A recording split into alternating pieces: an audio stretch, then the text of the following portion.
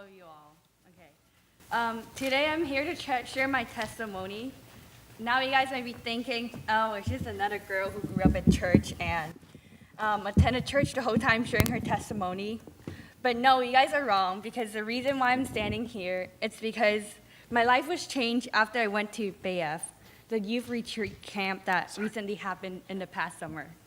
And before I dive deeper into the testimony, let me tell you all a little bit about myself. So I'm raised in a Christian family, so I attended church the entire life. And I've always believed in God and His presence.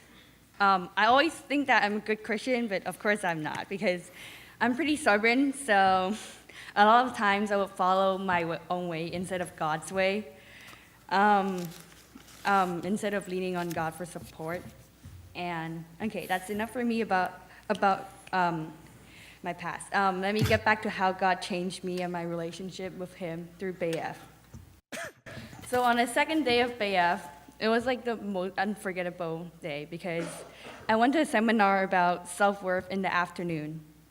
I believe a lot of you guys know me as that cheerful, positive, funny kid, but I'm sure that none of you guys know that the other side of me, which is like, before I was suffering from depression, of course not really extreme, but just a little bit. Sometimes I felt really trapped and like physically and emotionally hurt. Like I didn't really want to wake up or face a reality, or I just wanted to go to sleep so I can rest peacefully. I felt really worthless, and I have a lot of negative thoughts about myself. But everything started to change after I went to the seminar. I cried a lot during the seminar because I felt like everything that was said was exactly how I was feeling when I went through the hard times. And through the seminar, I was reminded of how much Jesus loves me and how valuable I am in His eyes. And that wasn't it for the second day of BF. The evening message was very powerful. It was about forgiveness. At first, I didn't really think that the message would really apply to me, because I usually don't hold any grudges and I usually just forgive them. But when Dean, the speaker, started talking about self-forgiveness, I began to cry, because I realized that the whole life I've been blaming myself for everything that happened. Like, oh, it's all my fault, or oh, I didn't try hard enough, or I should have tried harder to avoid any failures. I myself was the only person that I couldn't forgive in my whole life. And I cried a lot again, because I realized that I've been carrying all those unnecessary blames and burdens all the time. And after we left the chapel, I feel very rescued and freed, because I've given all of my burdens that I've previously placed unto myself to God. And the third day was very special. It actually changed my piano life forever. So I attended Dean's seminar about evangelism, and he was sharing how he was using his passion lifting for sharing the gospel to other people. And I felt very strong and certain about one thing, which is that I have found my purpose in life, yo. And right at that moment, I no longer desire for fame, money, or status. Of course, it would be great if I can become a world-known first-class pianist. But that wasn't what I look for anymore, because I want to become a pianist who can play for God and share stories and testimonies of others.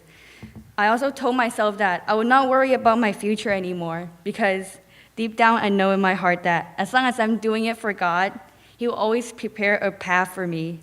I trust that He will always be here, and He will always has the best in stock for me. And on the same evening, Dean, he suddenly asked me to go on stage and share my testimony with everyone. Oh my gosh, I was so shocked. And the reason why he did it is because he wanted me to do it so as like a new pianist with a new purpose. So right at that moment, some weird things happened. I felt kind of dizzy. So I don't really recall what happened at that moment, but I just remember feeling kind of dizzy. But that was like the time when everyone was starting to clap and anticipating the performance. So all I could remember was that I put my head on someone's shoulder and then walked out of the sanctuary to lie down and rest. So I didn't play right at that moment, since I was really, really dizzy, and I felt really weak. I felt like I was experiencing like a fever, And I also felt really chilly, and I was really cold and tired. My head was spinning, and I felt really dizzy again. Felt like I was suffering, and I was in pain. And a lot of people prayed for me, so I felt a little bit better. And then later, Pastor Jake, he asked me to play the piano because he said that if I play tonight, it will show that Satan has lost. It's kind of scary for me to still think about this, but he said that Satan is trying to do anything to stop me from like sharing my testimony or stop me from playing piano on that night because he said that it's like a way to prevent me from sharing the testimony or like my new purpose with other people. And he said it in such a serious tone that I can tell how serious it is. So, and I know that it's not a coincidence that I got dizzy right after I shared my testimony with other people. So he said that. So he said that I should play on the same night.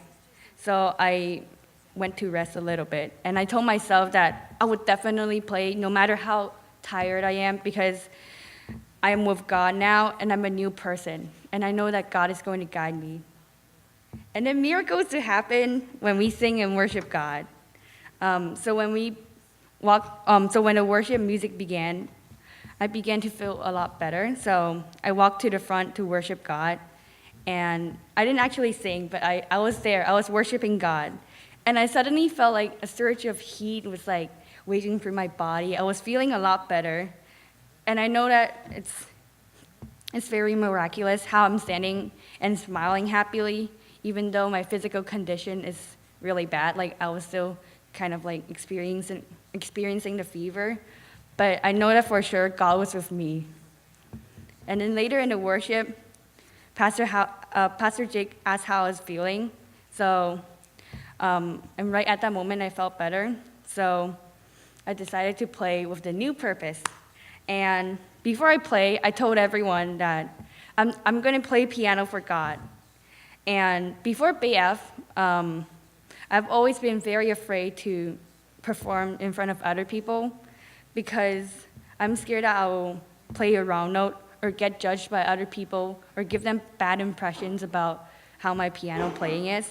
But now I would not worry about these anymore. I'll throw away all of my fears because I'm playing it for God. So it doesn't matter if I actually play one note or 1,000 wrong notes because I know that as long as my heart, I'm doing it for God, He's going to appreciate it and He will just love it. He won't be like, oh, Keiko, you play one wrong note. No, I don't accept this performance. So anyway, to some of my BF experience, I know one thing for sure about my life is that I'll always follow God no matter what happens. And I've found my purpose in my life. And I really want to share that with other people through the talent that He has blessed me with. And I also will not doubt about what will happen anymore because I know that God is going to take care of me and my journey. I will trust in Him with all my heart. And God is always there for me when I'm feeling happy, sad, or painful. Okay. Wow. It's amazing how a 16-year-old girl has gone through so much in just a week, right? Okay. Wow. Life seems so perfect and, it's just so peaceful, right? But everything started to change again when I stepped into my junior year, which is the beginning of this school year. So one day in October, I decided that I won't study piano anymore.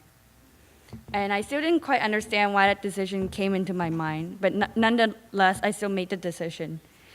And this decision was very haunting, and it was like I cried almost every day during the first week since I made that decision. I felt like I've lost everything because music was my everything.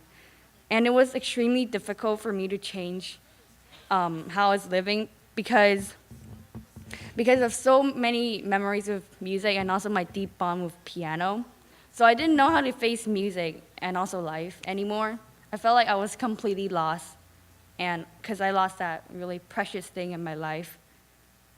But over time in October, God has really worked through my heart and calmed my heart. He has helped me to realize how important it is to become more flexible. I didn't realize it at that moment, but now when I look back at this event, I'm sure that God has been there all the time, and He's the one who unknotted my heart. I'm glad that now I can face piano again with a whole heart, like with a positive, bright attitude. And I also believe that every challenge or sad thing that happens in my life is there for a reason. I think that those struggles are there to shape me as a Christian and as a person. The biggest takeaway from these conflicts or problems is that God is always there for me, no matter what I'm doing or how I'm feeling. God is very real, and I feel very happy, satisfied, and peaceful. And I truly understand now what it means to let go and give and rely on God for everything. I'm not going to try to grab anything anymore because I know that if this is what God wants me to get, He'll give it to me eventually. Even though I'm uncertain about my future, about what I want to do, or even what colleges are going to accept me, but I can place these burdens or these worries to God because I know that I trust in Him, that He has a perfect plan for me. And I know that God is always there for me, and if anything happens, I can pray and ask Him for strength. I'm very thankful that God has allowed me to experience and mature in this spiritual journey with Him. And the reason today why I want to get baptized is because it's a way to show others that I want to follow Jesus and live like Him. I'm very grateful that He not only saved me from the worldly sufferings, but also saved me from the eternal suffering because of His grace. Thank you.